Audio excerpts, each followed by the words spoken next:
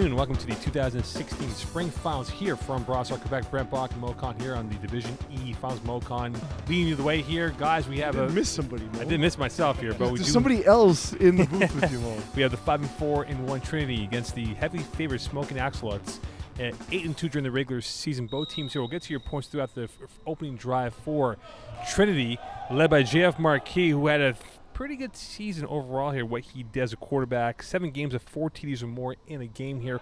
We'll see what he does going with the trips formation to his left. Looking right, caught right away up ahead, and a big tackle by Jordan Rossie for a 2-yard gain. Second down coming up here. Brent, I'll start with you. Your key point of this matchup is what?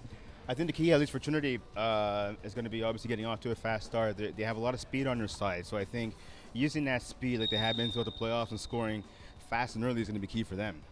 And I say for the Smokin Axolots, I think it's playing team ball. I mean, they've been together now. This is their 4th season together.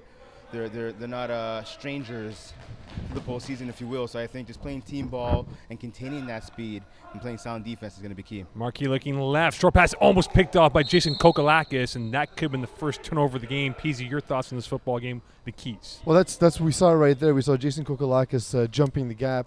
I talked about that on several podcasts in the Division E with you, Mo. As I said, this is a look that Trinity might not have seen. A lot of more stagnant defenses in the division. Smokin Axolotis use a lot of motion, a lot of movement in that defensive front. Smokin has had 5 pick sixes during the regular season, 27 INTs as a team. Here's a 3rd and long coming up for Marquis. Rolling to his right, going deep down the right sidelines.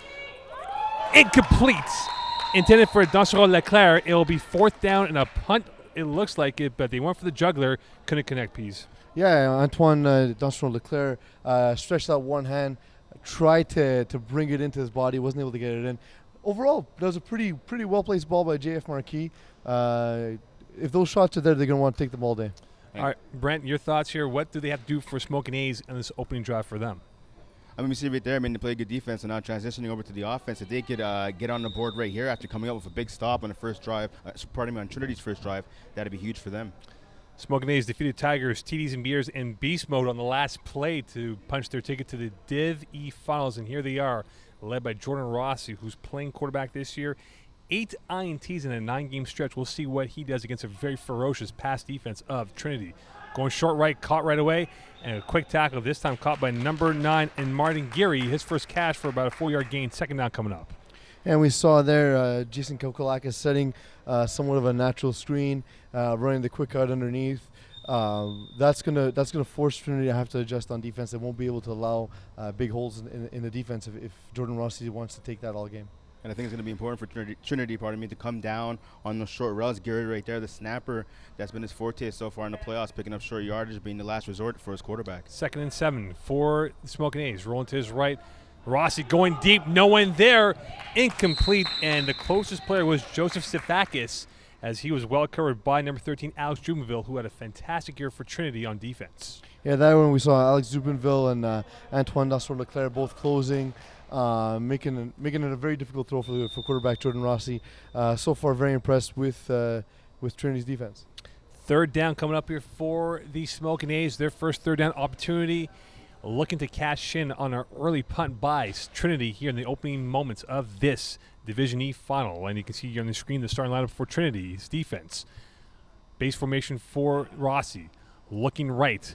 Going to the sidelines. Caught by his brother, Jason Rossie. And that should be enough for a 1st down and more. And they'll move those sticks.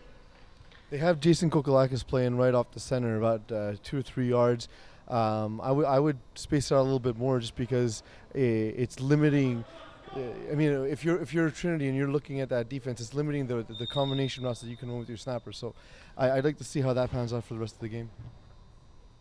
12-yard gain, 1st down inside Trinity territory for the first time this afternoon for Smokin A's. Jordan Rossie this year again had a 9-game stretch of 8 INTs. He had 4 games of less than 100 yards passing. We'll see if that'll be a factor. Looking right, pumping, rolling to his left. He's going to run now. Rossie will get about a couple yards on the play, well defended by his counterpart, Jeff Marquis Brent. A great job by the defense. Oh, great tackle right there, actually limiting that gain by Jordan Rossie. So I have to see right now with 1st down not too far away. I have to see what Smokin A's have up their sleeves on this play. To your point, when you were talking about Jordan Rossie earlier, this was his best season. He threw 7 more touchdowns than he did in his previous season at quarterback, his previous best season. So despite all the interceptions, he found ways to get it done. He had 2 games of 200 yards or more passing. We'll see if that could be equaled this afternoon.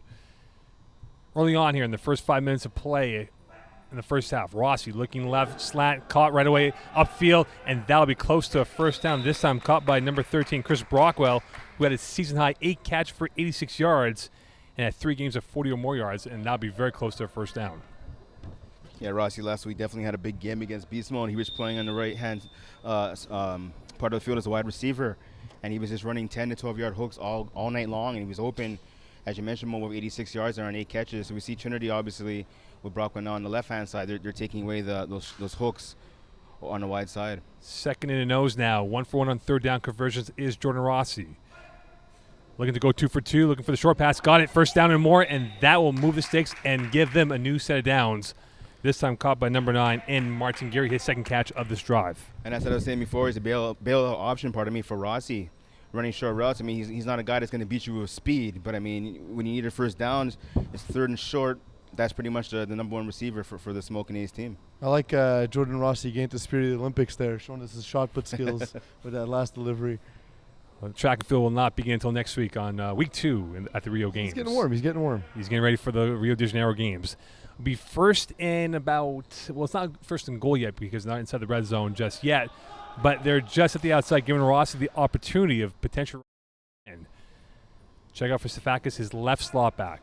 Rossie looking right, slant, caught by his brother Jason Rossie, that is, and that'll be in for the touchdown, 6 points, and they cash in on the early punt by Trinity. That's just experience there, you see, Mo. It's slants coming from the outside, the slots running hooks to basically occupy the space for the halfbacks, so the wide receivers come into that open gap and walk into the end zone. Smart experience play. Trinity's going to have to make adjustments on Check defense. out for Sifakis, his left slot back. Completely agree. Textbook Rossie looking right there, slant, caught by his brother Jason Rossie, that is, and that'll be in. An out route, right into his defender, setting up the opening for Rossie for the easy TD.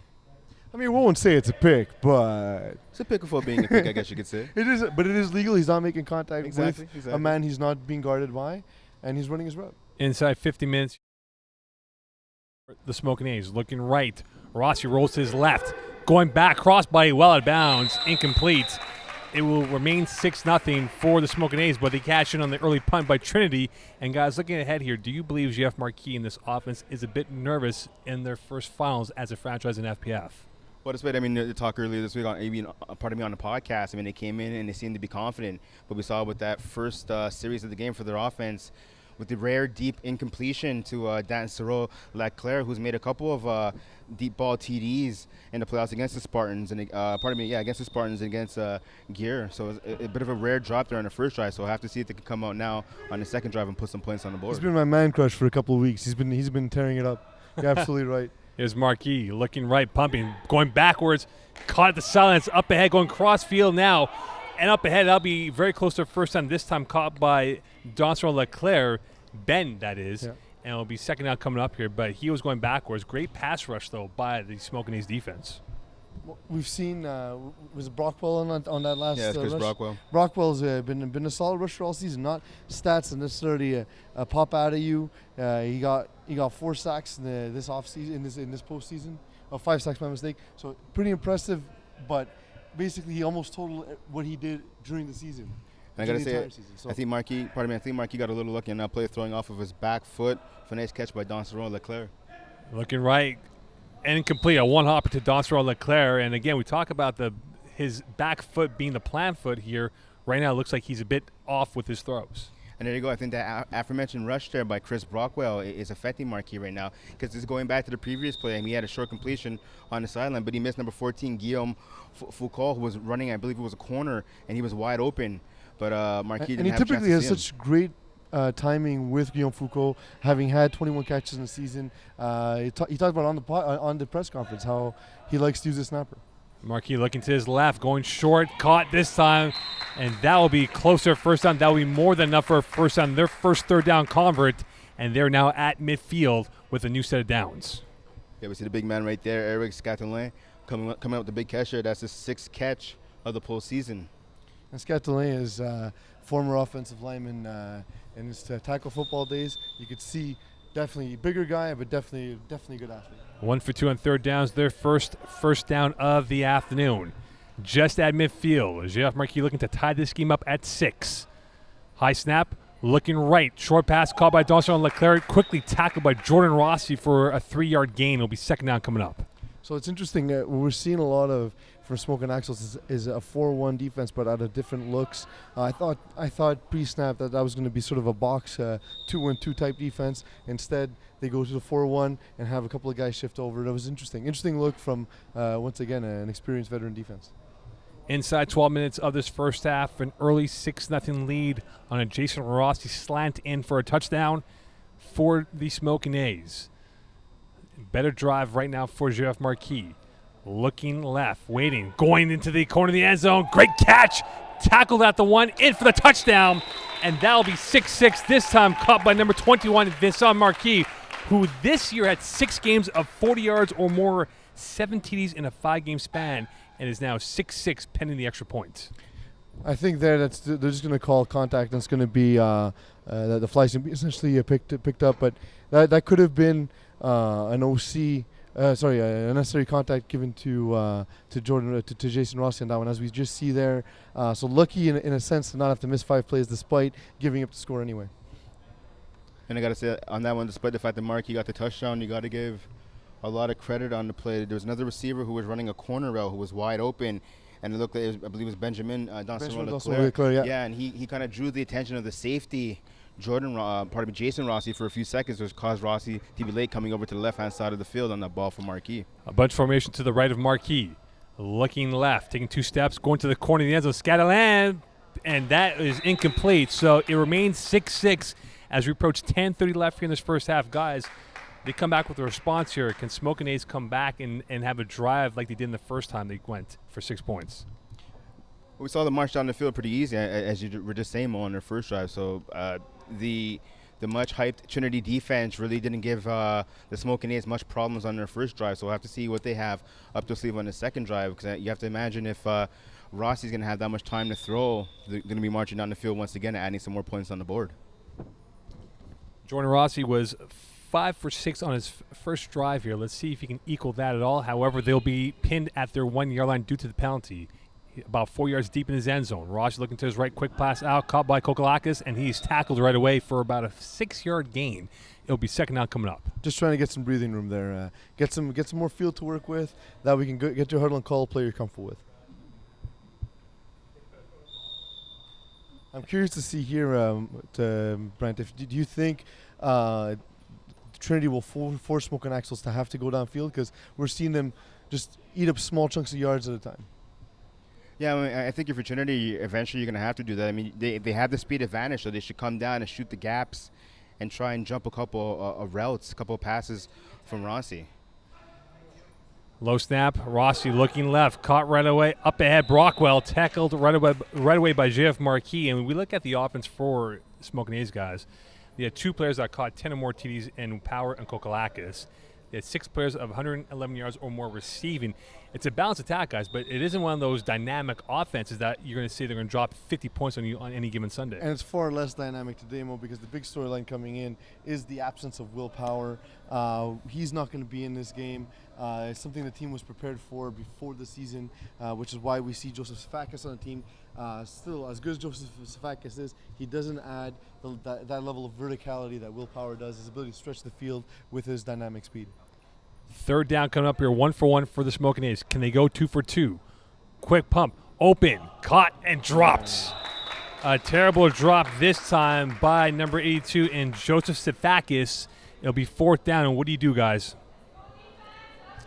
I think, honestly, I played a field position right here, and I would punt. I mean, your defense has been playing pretty decent so far. I mean, you did give up the touchdown on that last drive, but, I mean, for the most part, they haven't been giving up that many big plays. I would play the field positions, but especially being so deep in their own territory if they don't get this first down. I kind of agree. This is not a team that's going to win on offense either. So I would have liked to see the Smokin Axolotis defense come back in there and try and make a play and give their offense better field position. Well, here's the big moment in this game early in this first half with 7:40 left. Can they convert on 4th down? Rossi, short pass, caught. Is that complete? Yes, They're it calling is. complete. And a good catch by Geary, and that will move the Sticks on a 4th down convert deep in their territory. And that right there puzzles me. That play right there by the Trinity defense. I mean, you have to imagine. I've been seeing it sound like a broken record. Been seeing it all game long. That Geary's the number one option on those short routes, short conversions, if you will. And it was a bad throw by Rossie. The nice catch right there by Geary. Geary's pretty much wide open for the entire play. Well, that's what you want out of your snapper, being able to catch balls thrown from different platforms. You're going to have to throw around the rusher a lot of times. So great play by Geary, and he's been doing all postseason. Looking right, Rossie pumping, going to the deep sidelines. Great catch by Jason Rossie and tackled right away by Jubinville. That'll be enough for a 1st down, and they will be inside Trinity territory for the 2nd time this afternoon. Well, what do you think of that matchup between Jubinville and Rossie? Who do you think that favors? Because it looks like that's what both teams are lining up with each play. Well, guys, let's not forget, though, just to bring up the stat line, 33 team INTs for Trinity. So they can pick off that ball here, so they got to be very careful. A lot of it is because they're picking on teams throwing a deep ball, and they have better athletes than most teams. But I don't think they'll see a lot of that today from Smokin Axel. So if they want interceptions, they're going to have to do what Brent said and start jumping those short routes. Just inside the Trinity territory, Jason Rossie, Jordan Rossie have been the 1-2 punch so far this afternoon. Here's Jordan Rossie looking left, pumping, and he'll be sacked by Dansereau-Leclerc. That will be a 5-yard loss. And we talk about Dansereau-Leclerc and what he did during the regular season, guys. Fantastic year for Trinity. He had a massive number of sacks, 20 in total, and right now he made a big impact on that play. Yeah, he was second in the regular season in sacks. And so far in the preseason, that's his 7th sack right there. He's leading our rushers in the postseason. So that big sack right there takes a little bit of momentum away from the Smokin A's offense. And the thing is, we saw there in the season he had 20 sacks. He had one game where he decided not to rush. Had he had a sack in that game, he would have been tied with Defensive Player of the Year Niederman. Short pass, Geary caught and tackled right away by Sampson. And that will put them in a 3rd and about 9 situation coming up. Another 3rd down chance here. And we talk about the fact that Smokin A so far in this first half, they converted on 3rd and 4th down opportunities. Well, that's the thing is they're leaving themselves in some long down situations. So I'm hoping that for their sake, they can get to more 3rd and 3, 3rd and 2 type situations. But so far, this is the second long 3rd down they'll have to convert.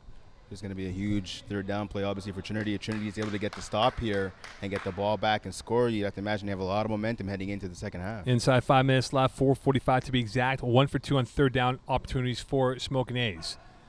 High snap. Rossie going over the middle. Caught by Kokolakis. That'll be more than enough for a 1st down. 7-yard catch.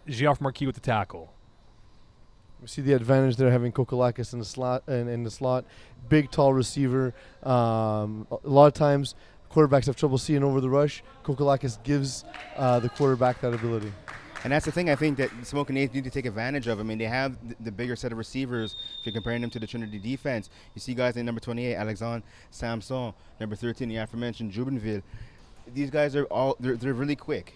The fact is, they're not exactly the tallest guys in the world. And when you have a guy like Brockwell, you have a guy like Kokolakis, and even Jason Rossie, I think Jordan needs to take advantage of those matchups. Inching ever so close towards the end zone. Rossie rolling to his right, pumping, going to the right corner. Geary through his hands, incomplete. Hell of an effort by Geary, reaching out, almost able to pull that in, running the unpredictable corner from the snapper position. There's some good coverage right there on the play by Jean-Felix Marquis, the quarterback who plays DB as well for his team. And my apologies, that was 4th down actually, so that is a turnover on downs. And as a result, it is now the Hammer back in Trinity's possession with 5 plays to go. It's an interesting play call, and you know what? It's not a bad spot to take a chance anyway, because had they punted back earlier, the difference would have only been a couple of yards. So interesting time to take a chance. Trips left for Marquis. Looking right, pumping, going over the middle, caught, and that'll be enough for a 1st down. This time caught by number 14, Guillaume Foucault, who wasn't an offensive threat Dansereau-Leclerc, who wasn't an offensive threat earlier, but now is on this drive. Yeah, we'll see if they continue to go to him. Jason Kokolakis was a little flat-footed. Looked like he didn't want to commit to that gap. Had he just jumped it like he initially wanted to, he would have been there in time. Really impressed so far from what I'm seeing from Smokin Axels on the defensive side of the ball. 3 first downs so far in this first half for Trinity. Now at midfield, looking to punch it in to go up at half and be in momentum as well. Rolling to his right, going down, open, Jubinville, touchdown! Great catch right there by Jubinville, able to beat his man right there, Sifakis, on the goal route to give his team the 1 touchdown lead. And I think we'll see that in a replay. Sifakis opened his hips the wrong way and was never able to get back to the ball. They were dropping too deep. Sifakis opened inside, receiver went outside, and he lost them. Yeah, it's nice. I believe it was a chair run right there by Jubinville. And he beats Sifakis to the punch here, and it's going to be 12-6 pending the extra point here for Trinity. Rolling to his right, Marquis, looking, waiting, avoids a rush, has time, going short, caught in the end zone. Yes, Samson gets in 13-6. And Jean-Felix Marquis is not a guy who looks like he would be a very mobile quarterback. He's a big, powerful guy, but man, when the rusher gets in close, he's able to make a quick move and avoid him. And then we've seen it all season long, and we saw him buy extra time on that convert. Critical plays coming up for the Smokin A's. However, they will get the ball back in the second half, so they have a chance to punch in for points now and potential to open up the second half with points in their back pockets. Trips right for the first time for Jordan Rossie. Sifakis, the inside receiver, rolling to his right. Short pass, and here's Jason Rossie upfield, and away he goes, and he is tackled by J.F. Marquis inside Trinity territory, and that will be enough for a first down. And that's a big tackle right there by the aforementioned Marquis, getting that flag off of Rossie, was able to break out of 2 would-be tackles. And we saw there Vincent Marquis very upset with himself that he didn't get it. Brother J.F. Marquis talking him down a little bit. Maybe Trinity getting a little overly hyped in this game, being that it is their first FPF final. That is Jason Rossi's 4th catch of the afternoon. So far today, he has close to 42 yards in this first half, on his way to having a pretty good game overall. Now the Rossie boys in the backfield. Brockwell, the lone receiver, to the left side of the trips formation to the right side. Jordan Rossie going short. Geary catch upfield, and he's tackled right away by Jubinville, and it will be second down coming up for the Smokin A's offense. Trinity seems to have a miscommunication issue with what to do with Geary. We see players starting to get a little frustrated, starting to get on each other a little bit. The guys aren't closing in. Second down and about 7 coming up for Smokin A's. Looking to tie this game up, down 13-6 as Jubinville scored on a highlight grab to put Trinity back up. Inside 5 plays, can they cash it in and go into half tied up or down by 1? We'll see. Pump. Rossie sacked. Dansereau-Leclerc with his 2nd sack of the afternoon. And we talk about Smokin A's in deep holes. This could be a deep hole for them on this drive, guys. And I tell you what, that sack right there saved the touchdown. That sack by Dansereau-Leclerc saved the TD, as we had Jason Kokalakis, pardon me. He did a corner. He burnt by his guy, and he was wide open for a TD, and I saw the reaction on his face when he saw that Rossie was sacked. He was not too happy about it because, again, he was wide open in the end zone for a touchdown. But that was a poorly constructed play. The post corner takes so much time to develop. He had nothing else really that he was looking at. He was staring down Kokalakis and hoping that the rusher wouldn't get there in time. And Benjamin Dansereau-Leclerc is way too good, way too fast. Third down again for Smokin A's, 2 for 3 in this first half. Trips right again for Jordan Rossie. Brockwell the backside, pumping, going deep. Here's Chris Brockwell, back in the end zone, incomplete. And it's 4th down coming up. See, I like the idea on that one by Rossie going at Brockwell, who has a definite height advantage over Samson. But again, that throw was just a little too far for his receiver to get. So for viewers at home, you'll notice the clock says 0, but keep in mind that this isn't the official time. It's just an estimate. Our time is a little closer to soccer than it is to actual tackle football. And 4th down again for Smokin A's. This afternoon, they're 1 for 2 on 4th down conversions, but this is a legitimate 4th and long coming up for Smokin A's, keeping with the trips right for Jordan Rossie. Brockwell, the backside receiver. Rossie looking to his left, going to the corner again. Sifakis! Incomplete, out of bounds. He caught it with 2 feet outside the blue line, and that is a turnover. And once again, Trinity could have a chance to go up by a bigger scoreline before halftime, guys. Jordan Rossie doesn't have the best placement on deep balls, and we saw that there. Sifakis had to really reach over and fight himself, as we see in the replay. He goes up, gets 1 foot in. And that may have been on the blue line, to be honest with you, by the way it looks from that angle. It's tough. At most, he has 1 foot in, so a good call by the referee, and a throw that was just a little offline from Jordan Rossie. And I gotta tell you, I think the happiest guy right there on the field has to be number 11, Antoine Dansereau-Leclerc, as he got beat by Sifakis on that route. He didn't make a huge play at the end to try and adjust in the air, but man, Sifakis did get there real quick. Well, now they're 1 for 3 on 4th down converts. And here's Marquis rolling to his right, going cross by deep into the end zone. Incomplete. Oh. And that was a drop, and we might look back at that as being lost points for Trinity if they don't end up winning this football game. This time, dropped by number 21, Vincent Marquis, who has been the go-to for the Trinity offense all season long, guys. Yeah, that's definitely the rare drop by the Marquis bros, if you will. With Jean-Felix tossing that ball to Vincent, who was wide open. He was able to get by his man, Stephen Fennis, the captain of the Smokin A's. And that's the thing with Stephen Fennis is a very, very good flat defender. He's not great defending the long ball, and kudos to GF Marquis trying to take advantage. Vincent Marquis unable to concentrate to make a play on what looked to be a semi-routine catch on the sideline. And Fennis is the only guy amongst the two teams that has any title experience with one under his belt with Smokin A's a couple years ago. No, it was with Heisman's. Oh, Heisman's, that's Yes. right, from Division 6. So at Original halftime, Axles. yes, at halftime, 13-6 lead here, guys. Your thoughts on this first half, how it played out? Well, I think, we've seen some missed opportunities definitely from Trinity. That drop touchdown right there by Marquis, and a couple other drops earlier in the game.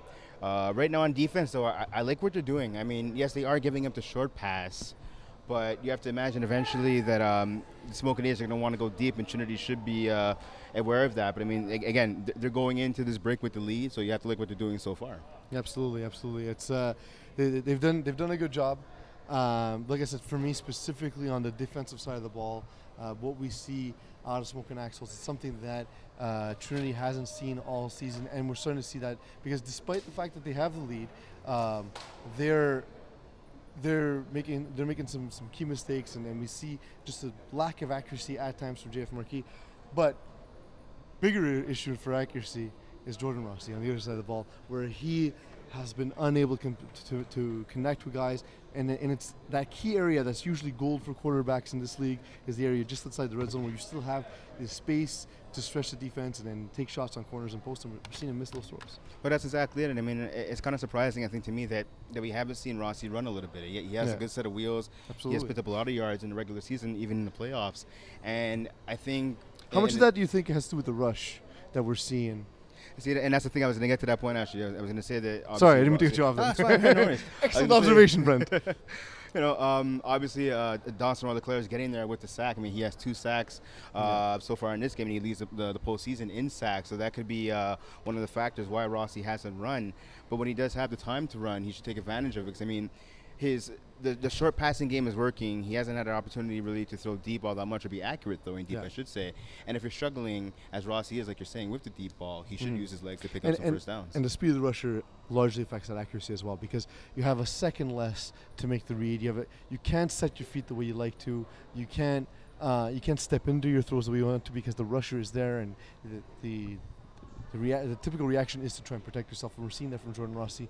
And again, a quarterback who we've seen move a lot, and even though not necessarily even running, but even just moving in the pocket, we're seeing him being very stagnant, which I did not expect to see this game. Well, I'm not surprised, to be honest with you, in the sense that, again, it is a strong pass rush that Rossie's facing. I even had a chance to talk to Mo before the game, and I was saying that's going to be one of the keys is Rossie having to get rid of the ball quickly because of the dangerous pass rush. He's doing that, but unfortunately for his team, they're down by 6, and a lot of that has to do with the, as you mentioned, lack of accuracy. Here are the Smokin, Axolots, and Trinity halftime stats brought to you by Sportiera. Guys, look at the first half stats. Time possession in favor of Smokin A's. They had that long drive. It's more or less even, right? But the key, though, has been the turnovers 1 for 1 here. But the 2 sacks has been the difference in why Trinity's up now at halftime. Looking ahead here, guys, for the second half, what are the keys for the Smokin A's and for Trinity? I'll start with you, Brent, with Smokin A's. thing for the Smoking A's is and it sounds like we're beating a dead horse here, but Rossie has to be better with his ball placement. When he's throwing the short ball, it seems to be working 100%, but I mean, there's a lot of deep throws to be had, and he's just not hitting them. And I say for Trinity, it's just going to be upping the tempo on offense. I mean, we mentioned a few minutes ago there was a matchup with Marquis going against Stefan Finnis. Finnis is a great defender in the flats, as we were saying, but you got to take advantage of that. Exactly. When you see it. He doesn't have the speed to go one-on-one all day long with a guy like Marquis, and I think Jean-Felix needs to take advantage of that. Guys, if you want to look at a halftime stat here, when they lead at halftime, Trinity's 5-0 compared to Smokin A's, who are 2-2 when they trail at halftime. But here's another key stat. Trinity, whenever they're trailing at half, they're 0-4-1, but this might bode well for them. High ladder catch by Jason Rossie, tackled right away, and that will be second down coming up for the Smokin A's. I think that they're gonna have a lot of success if they can keep doing that. Having those lateral routes come in, those drags across the middle of the field. They have big physical receivers in Sifakis, Rossie, Kukalakis, and Geary as well. If they can get that going and not just have the quick outs from the snap, but having them come from all over the field, it's going to force Trinity to step up, and that's when they'll be able to take shots deep, and Jordan Rossie will have a bigger window to throw into. Well, that's exactly it. I think you hit the nail on the head right there. They need to create some space down below on those drag routes and that are on out routes by some of the slot receivers, which will cause the Trinity defense to come down. High snap, Rossie going deep. Jason Rossie picked off. Away goes Trinity upfield, and a big turnover brought to you by Vincent Marquis, who during the regular season, guys, had 7 INTs, and that is a big turnover for the Trinity defense. And I got to like the coverage right there by Marquis. Looked like he's playing a bit of a cover two, pardon me. He would drop back deep, so it looked like Rossie had the sideline open for that throw, and Marquis just jumped the route. We were saying before they need to start jumping some routes, and that's obviously what Marquis did right there. To take and Marquis was waiting for that ball. Exactly. He baited Rossie all day. He knows Rossie doesn't have a strong arm, so he was able to get there and close and make a hell of a play. Yeah, that's exactly it. He gave him the sideline. Rossie bit. Marquis came up and took the ball away, and there you go, Trinity's ball. And here's a golden opportunity for Trinity to potentially put them up by 2 scores, up 13-6 at midfield. Jeff Marquis awaits the snap. Low when it is. Looking right. Going short. Through the hands. Incomplete. Dansereau-Leclerc couldn't corral that football in. Second down coming up. And we've been praising both Dansereau-Leclerc for their play in the playoffs. Benjamin Dansereau-Leclerc having a huge impact as a rusher. That's a ball he's got to catch. He could have gone upfield on the sideline, perhaps even got the first down on that one. 2nd and 10 for Trinity. And we talked about the air attack, the air patrol that is for Trinity. This year, 33 INTs during the regular season, 44 PDs. And they were able to pilfer that ball from Jordan Rossie, and perhaps they can convert that for 6 points. Rolling to his right. Marquis going deep. Jubinville, same play through his hands. Incomplete. That's 2 consecutive drop balls and third down. He had 2 wide open receivers. He had a post coming over the middle as well as that fly. He had his choice of wide open receivers. And a great ball, actually, by Marquis. That ball should absolutely have been caught. Jubinville unable to bring it in. Yeah, you're absolutely right. I mean, you have Foucault right there over the middle of the snapper. He was wide open, and obviously Jubinville, Marquis with the big patch right there. Unfortunately, Jubinville, for the second time today, is not able to come up with the deep ball. But I wonder what number 82, Joseph Sifakis, was doing on that play. He kind of just left Jubinville wide open. I mean, I know you're relying on your safety to cover you over the top, but Sifakis just stopped covering. And you wonder if they missed William Power. Rolling to his right again. Open. Incomplete. 4th down coming up here. And what do, guys? You're inside Smokin A's territory. So if you punt the ball, they will get it inside deep their territory. Or do you go for it on 4th down? I mean, looks like they are punting in this case. Personally, I don't like punting ever. That said, your defense has been playing so good if you're Trinity. Maybe this is an opportunity where you do like to take a punt.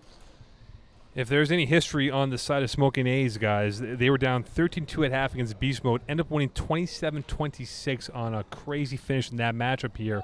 They're down 13-6, a lot of work to do against a very, very vaunted defense of the Trinity.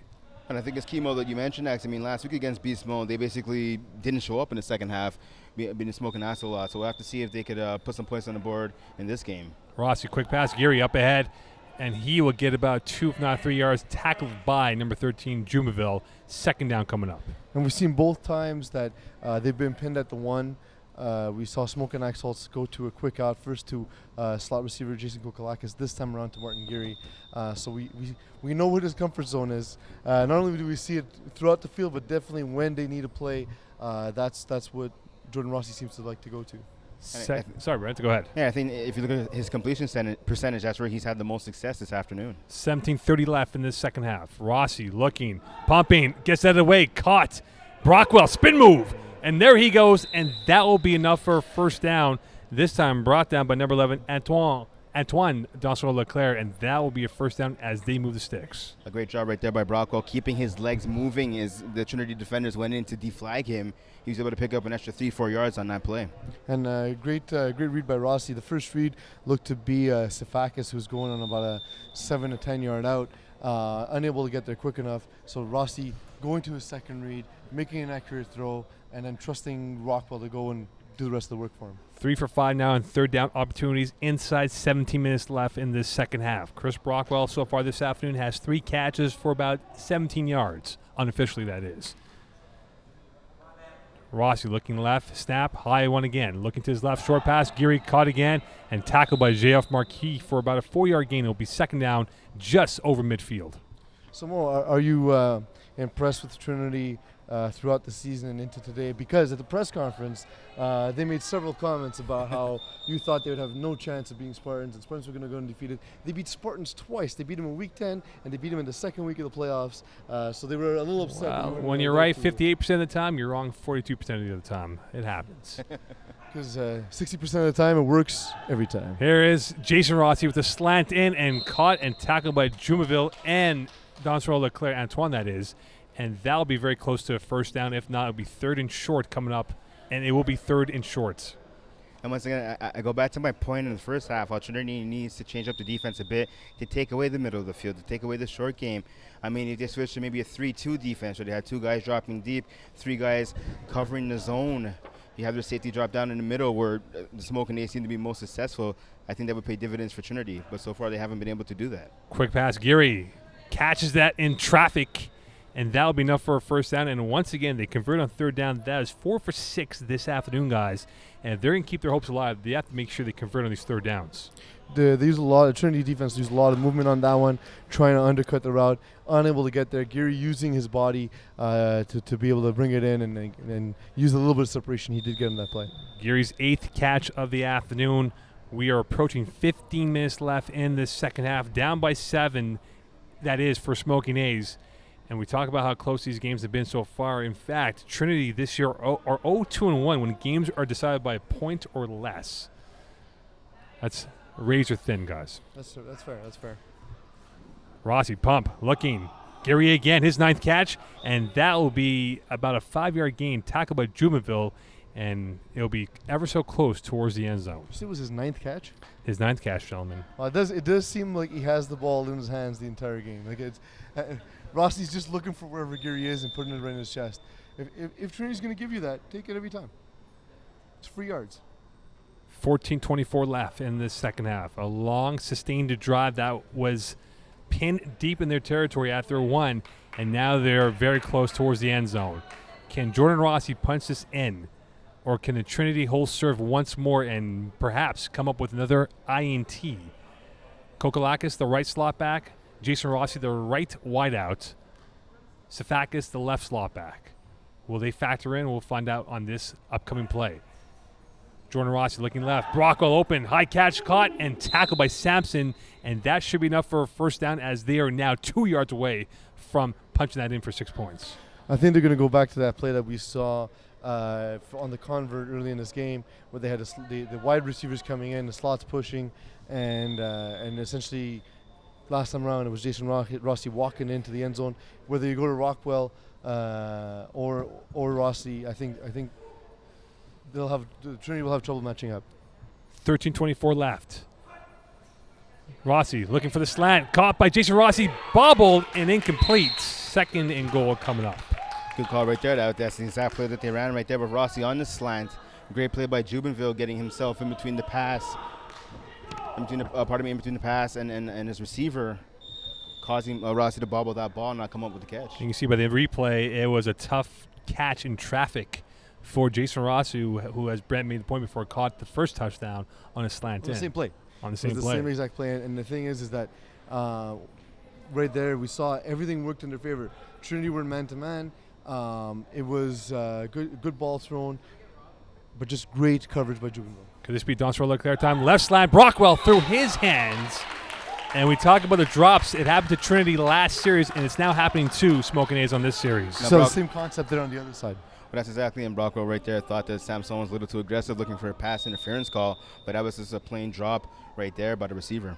And both times they have big physical receivers, smaller defenders on them, but the Trinity defenders have been so pesky, getting their arms around and then just causing a lack of focus for a half a second, and what would be a touchdown ends up being a drop. Could the rubber band defense of the Trinity hold serve once more? Rubber band?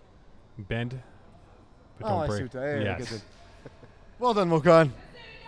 Dansereau sack, and that will be the sack from Dansereau-Leclerc. He has the hat trick and a huge play that preserves a 7-point lead on 4th down coming up. We saw there, Brockwell did make the catch this time, even though it didn't count. This time he wasn't even able to get into the end zone. So Trinity really, really playing stingy, having a tough time. Smokin Axles having a tough time getting in and taking advantage of the field position.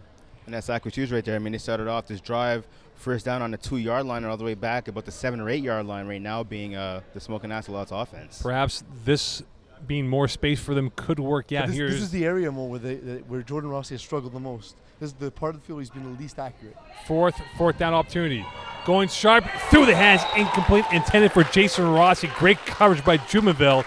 And now Trinity gets back to football, guys. How important is this drive with about 11 minutes left in the second half, guys? Well, with the way the Smokin A's offense is playing, if you're Trinity right here, if you score, you have to imagine this game could be over. And we see that play. That wasn't even a read. That was just in the huddle. The decision was made to go to Jason Rossie, and Jubinville undercut the route. Jordan Rossie threw that ball anyway. Guys, it's not like you're throwing to each other in the backyard like when you were 6. There's defenders on the field. They will get there. You can't just take it for granted. So nice play again by the Trinity defense. 10:30 left in this second half. Trinity looking for their first ever title in FPF history. Marquis, incomplete, intended for Sampson. It'll be second down coming up. And, guys, we talked about the pass rush. There's not been any pass rush from Smokin A's this afternoon. And that's a big key right there, Mo, because Chris Brockwell coming in, we've been mentioning all afternoon long about Dansereau-Leclerc, who led all Division E rushes with 6 sacks coming in. Brockwell was right behind him with 5. We've seen Dansereau-Leclerc add 3 more to his total to bring it up to 9, where, as you mentioned, Brockwell has nothing so far this afternoon. That said, Brockwell did only have 4 sacks in the season. So he's had his moments. He's had other moments where he has not had the same kind of impact. Dangerous throw by JF Marquis. That was a curveball as Fennis was in the area intended for number 21 in Vincent Marquis. And we talked about earlier in the point, guys, the Smokin A's had 5 pick sixes. That could have been number 6 for them. That would have been. If that was on target, that was an interception. And there was no reason to throw that ball. I mean, he had Foucault, his center. He did about a 5 to 6 yard hook. He was wide open over the middle. Take the safe yardage. Take it right there. You live to play another down. He's lucky right there, as you guys were saying, that throw was inaccurate, because that definitely would have been a pick brought back to the house. 1 for 2 on third down opportunities. We'll see if they can go 2 for 4. A big play coming up for the Smokin A's defense, perhaps forcing a punt if they are able to hold serve on this next play. They brought Vincent Marquis to the slot on the right side now. Look out for him. We're into his right. JF Marquis going deep. Has a man open. Great catch. Incomplete. And that was intended for Antoine Dansereau-Leclerc, who thought he was pushed before the ball got to him. If we see that play again, I think we'll see that Jason Rossie did grab. get there a hair early. It's a bang-bang play, though. The referee, I don't think, will ever reward that. Rossie making a hell of a play. He did get there slightly early, but looks like their feet just got tangled still up. tough. Sorry? Pardon me, sorry. It looks like their feet just got tangled up. Yeah. Incidental contact, possibly. Look at the one-handed grab, though. Almost had it in with the right hand. Watch that right here, guys. Great job by the instant replay booth. And right there, and this couldn't crowd that in. And now Tough break, but I don't think he's ever going to get that call. 13-6 lead it remains. Jordan Rossie now, Sifakis in the backfield. How will they adjust the Trinity defense? JF Marquis calling the audible. Here's Sifakis on the handoff, looking to the left side, and JF Marquis, the run stopper, making a big play to make it second down and 8. And that play, obviously, right there, that handoff is a staple of the Smokin A's playbook. They run at least 2 or 3 of those every game. Are they getting desperate, guys, or are they trying to be more creative?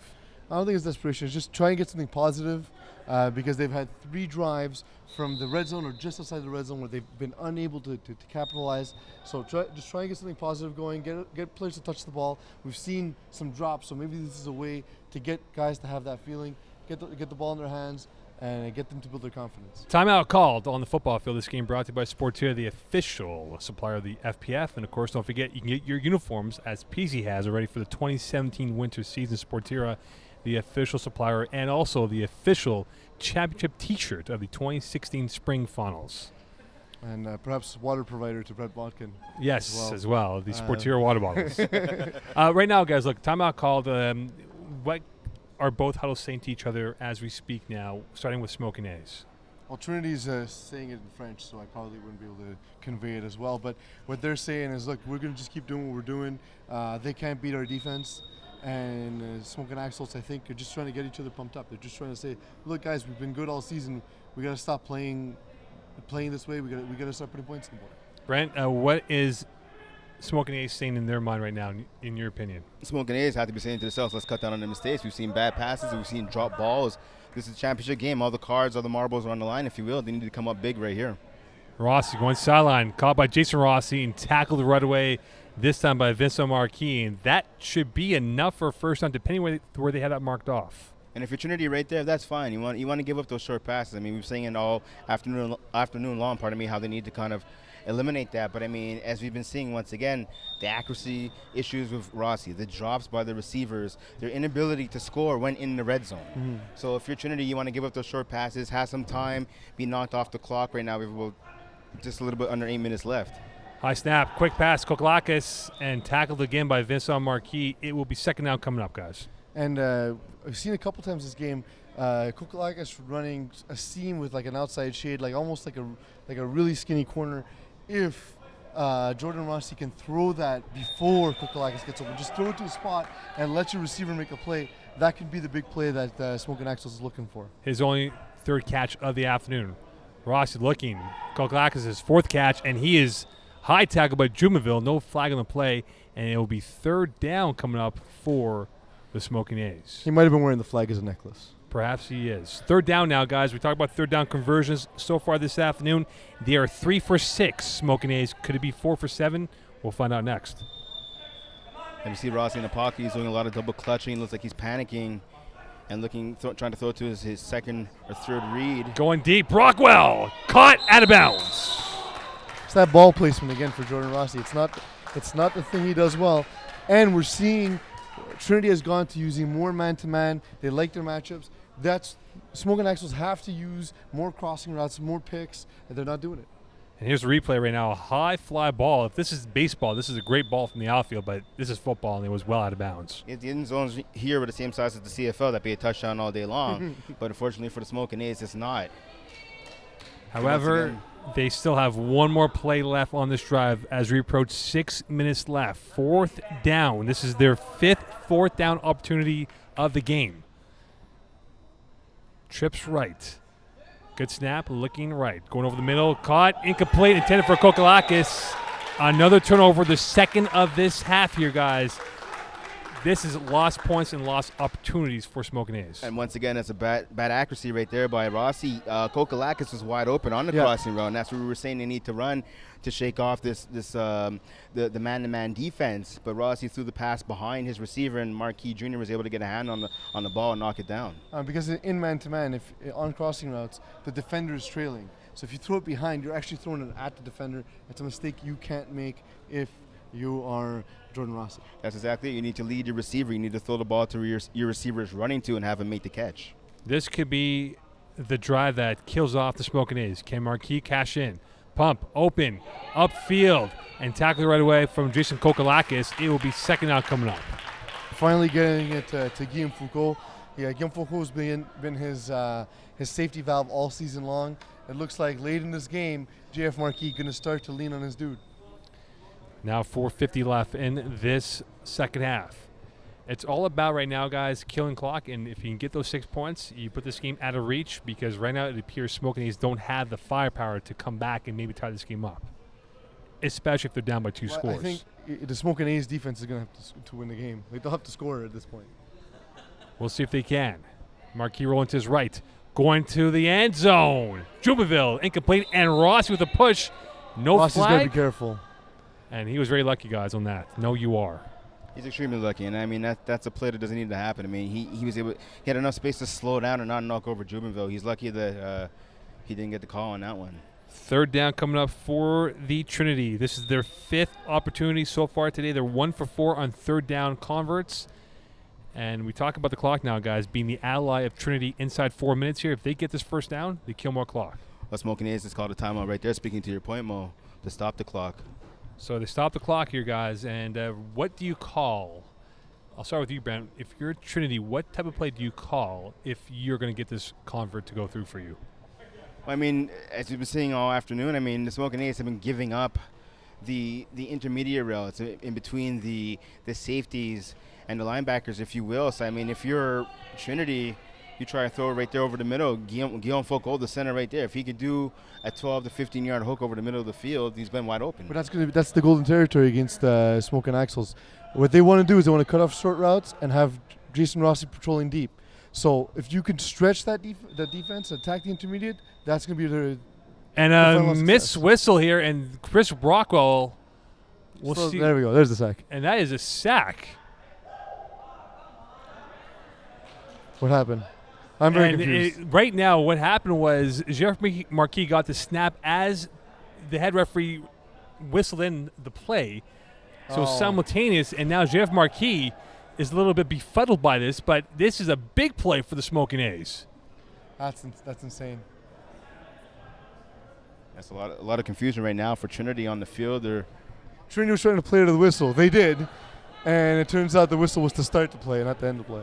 And now it is 4th and long for Trinity, and it is going to be a punt with 3:13 left here, guys, and this is a big play. Nothing's happening. Yeah, that could be key right there for the Smokin Axolots. I mean, you take away the third down, you force 4th down with that sack, basically, by Brockwell, gifted a sack. So now Smokin A's have the ball back with just under 3 minutes left. This is do or die time now for the team in red. Let's see what they can put together on this final drive of the game. 2:50 left. This could be their last drive, Brent. You're absolutely right. Tripp's right. Let's hope we get a score, guys. This half has been atrocious. Rossie throws that ball out of bounds towards the St. Lawrence River, and it'll be second down coming up here with 2:35 left here. But again, Jeff Marquis was completely confused by the whistle and the snap of the ball at the same time. We saw there Jordan Rossi thrown to a wide open official on the sideline. Sean Madrowski making a great catch. Not even really paying attention there, but still turning around and showing some great instincts. I mean, right now, I think if you're the Smokin A's, you got to look at the matchups. I'm saying it all night long. You have Samson, who's fast, but he's much smaller than Brockwell. They're one-on-one on the outside when not Trinity, pardon me, when the Smokin A's roll trips to the right. If you're Brockwell, you use your size, use your height to get Samson off the ball and come down with a catch. Same with Kokolakis, same with Jordan Rossi. These guys are big physical guys. They need to do it. They need to they need to find a way to use their size. And the way they've done that so far is those drags and those slants coming in. They seem to have abandoned that at this point in the game. And they still have enough time to drive the field, so I don't know why they're not doing that. Second down coming up for the Smokin A's. Rossi rolling to his left, pardon me. Brockwell with the catch. Sampson can't get to him. Away he goes down the sidelines. Could he get to the end zone? Tackled at the 1 by Sampson, and a huge play with 1:20 left. And that's exactly what I've been saying. Brockwell used his size. It's like they're listening to you, Brent. But that's exactly it. I mean, I should be coming down from the booth and coaching them on the field. But Brockwell used his size, was able to create separation from Samson, used the sideline to his advantage. Boxed out Samson, came up with the catch, and then picked up a bunch of yak yards as well. Samson unable to get the flag. That was the biggest thing. But now we see Jordan Rossi on the 1 yard line. With plenty of time, guys. And you were inside 10 yards. Jordan Rossi has not looked good. And now a big switch right here. Brockwell has gone to the other side. He's gone inside on the opposite side. So now Kokolakis is wide open. Pardon me, he's playing one-on-one against Samson. So jump ball to Kokolakis. He's one step we're all thinking.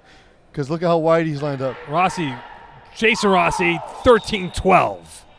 They get the first part done. Now they're going to go for one. If you were them, would you go for two guys? No, go for one. Given how it's been very scarce. This isn't a regular season FPF game. You have overtime. There's no need to go for two unless you're very proficient at going for two. some other team, possibly you go for 2. The team that scored 13 points or 12 points. Here's a replay, guys.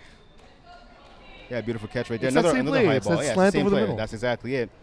But again, with the struggles and accuracy from basically the 10-yard line in, going for 2 wouldn't be the smartest idea for the Smokin A's. I'd rather just go for 1. It's a little bit easier, a shorter pass, obviously. Trips right. Rossie, good snap, looking for the tie. Koklakis got it, and we're tied. I'm not sure right because he was walking backwards. I'm not sure if he caught the ball before stepping out of bounds. We get a replay on that, guys. I think on a second effort right there, he did bobble it at first, but I think on a second effort, he's able to catch it. But and did get he keep both his feet feet down. in while he was doing that? Because look, he sort of moonwalks there at the end. Oh, watch the back heel, though, guys. The ball's not caught yet. Not caught yet. Not caught yet. And the left foot might be out of bounds at that point where the heel is. Let's see if we can get another angle on the that. end zone potentially. So we're tied up at 13-13. Here we go, guys. One more time on the replay before we get to the live action. Good snap. Good ball. And watch the left foot. 1, 2. Not no caught. possession yet. No possession yet. Possession is right there. Back heel. It's tough to call. And now. right Tough to there. say. Tough call. Live action. Marquis going deep down the left sidelines. Well out of bounds. Intended Either for way- Antoine Dansereau-Leclerc. Either way, that was a great effort by Kokolakis. Great ball placement. For once, we've been ragging on Jordan Rossie all game for his ball placement. Let's light a candle rather than curse the dark. That one there, he did a great job putting it right in the spot. Kokolakis going up, using that size advantage. Great play by Smokin Axel. For Trinity, guys, mentally speaking here, this is unbelievable. Turn of events with what has transpired for them in the last 3-4 minutes of play. Here's Marquis from his 10, rolling to his right, looking, going over the middle, caught again, and a quick tackle by Kokolakis. This time it is Guillaume Foucault with his 3rd catch of the afternoon, perhaps putting them in better scoring position than before. Well, you know what? It's late in the game, like I said. That's that snapper love. We see Marquis go into to Guillaume Foucault like he has all season. You know, we were criticizing early in the game, but perhaps this is when Foucault was at most dangerous. It's late in the game where they need to make a play. It's funny, earlier this week during the podcast, we had a chance to talk to Marquis, and he was saying that Foucault was complaining most of the season about not getting the ball enough. Well, Foucault has gotten the ball so far this afternoon, and he's paying dividends. Quick pass, incomplete. Jubinville was the intended target, well defended, and now we're, I believe, at 4 plays, if not 3 plays. And we're very close to that first down mark. It is 4th down coming up here. What do you do if you're Trinity once again? You got to use up all the plays. So punt the ball away, and then you gotta get to about the 10-yard line, and then try and score. So basically, if you can end the game and give them like 2 or 3 plays, 3 plays at the most, Jordan Rossi's not a guy who can put up a score from anywhere on the field. shovel pass. Jubinville will get that first down, tackled by Sifakis. So they keep their hopes alive. Now the question is, can they score to maybe win this game with plays to go? It's going to be tough. I think this is the makings of a game that's going into overtime because neither of those teams have been particularly proficient. We see they're 13-13. It's a slow game. As a guy who loves offense, man, that's tough to watch because despite the fact that both teams have been playing great defensively, there's been opportunities and neither quarterback really taking advantage. Remember what I said, 0-2-1 is Trinity when games are decided by a single point. Pump. Marquis got time. He's going to launch it. Caught. Touchdown. Well, it looks like he's down at the 1. Ooh. And caught by number 21, Vincent Referees Marquis. will discuss it. And we talk about the Smokin A's and how they are jinxed in finals. The team itself. Looks like it's going to be a touchdown. It's a touchdown. And it is a touchdown, 19-13. Game over. Jordan Rossie very frustrated on the field right now.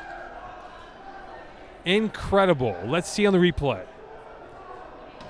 Marquis with a great move, buys himself time, going cross body, caught by Jubinville. The question is, was the football past the goal line? It's not the football, it's the hips. It's the hips, it's the flag. The flag looks like it may have been in because the football does not need to get into the end zone in flag plus football. And here's the better angle of the replay. Great move to buy himself time, and that's where it opened up for the Trinity offense. And right there, it appears he is in. He looks like he's in. He looks like he has possession. And for the Smoking A's. And We have confirmation from our resident referee who's here providing us some help, Mokan. Steve Hodhod came in to say his call as well would have been a completion upon seeing the replay, and he would have called it a touchdown as well. So the game is over. 19-13, Trinity wins it on the last play of the game. Guys, your thoughts?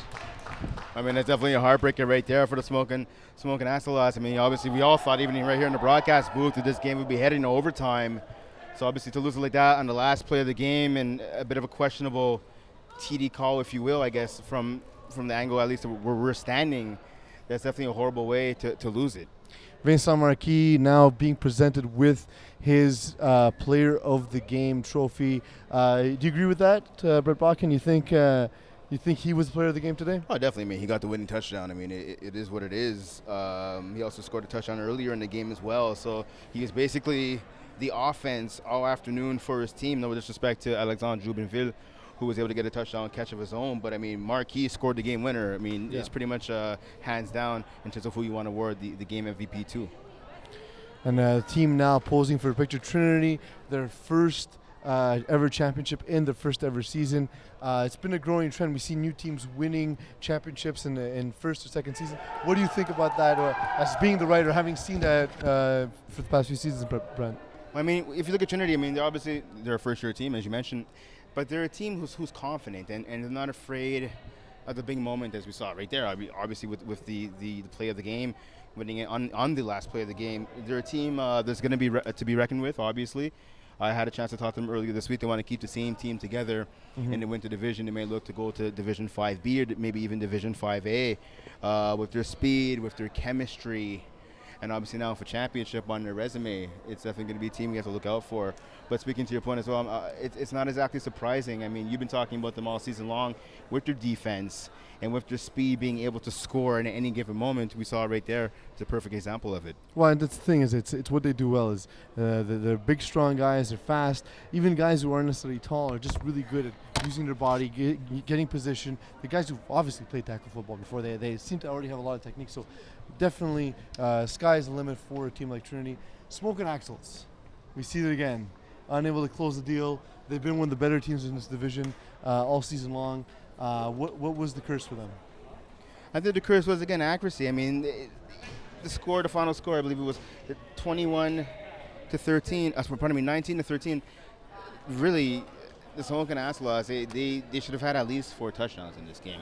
The amount of drops and the amount of throws that they weren't able to the quarterback wasn't able to come up with for guys that were wide open in the end zone. Yeah. I mean, you hate a couple times multiple players too. Well, and that's exactly it. I mean, you don't want to put all the blame obviously on Rossie. I mean, the Smokin Axolotis, they need to play better defense on the final play of the game right there, obviously. And you know what's coming too, right? Yeah, well, I mean, that's exactly it. He's not going to try and run for like a 20-25 yard touchdown on the final play of the game. So, guys, who do you give the game ball to then at the end of the day when it's all said and done?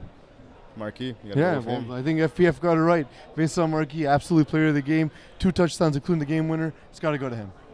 If you're Smokin A's, guys, another short end of the season. I mean, the core of this team played in Division 6 and, of course, in Division 5. And unfortunately for them, can't close it out. Tough luck for them, guys, or the fact that, as you made the point, guys, they didn't convert when they had to when they were inside the Trinity end of the football field. I mean, it's a bit of tough luck. It's also just it's a bit of it's not a bit. It's a lot of lack of execution. Yeah. I'm saying a lot of the missed opportunities that they've had. And I mean, you kind of feel for this team. And they've been together for a long time. They've gone through a 2-win season, a 4-win season, a 6-win season, and now this is their best year of all, finishing 8-2. But again, they weren't able to pull it out when they really needed to. Gentlemen, final thoughts here as we wrap up what was rather a boring first, I guess, 85% of the game and became very exciting in the last 15% of the matchup here, but final thoughts, guys. Sometimes a close game isn't a great game. This one had a great finish. Let's put it that way. That said, kudos to both teams. Both teams made it another game by playing such good defense, by closing on routes. Congratulations to Trinity. And once again, Mokan, I was right about the best team in Division E. You were wrong. Brent, final thoughts here? I got to say, obviously, you want to tip your hat to Trinity. They're walking away as the spring season champs. Hopefully, both teams could follow each other, whether they want to stay in Division 6 this winter or maybe go up, as I mentioned, to 5B or 5A. This could be the beginning of a nice rivalry between two evenly matched teams. Once again, Trinity just did a little bit more this afternoon to get the W than the Smokin Axolotis.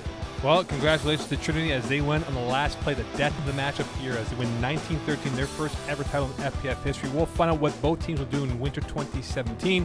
On behalf of Brent Bakken, Pete Delarizi, Alex Dakla, and our entire staff here, congratulations to Trinity, and we wish everyone a great fall offseason. We'll look forward to seeing you in January 2017. Trinity, your 2016 spring champion.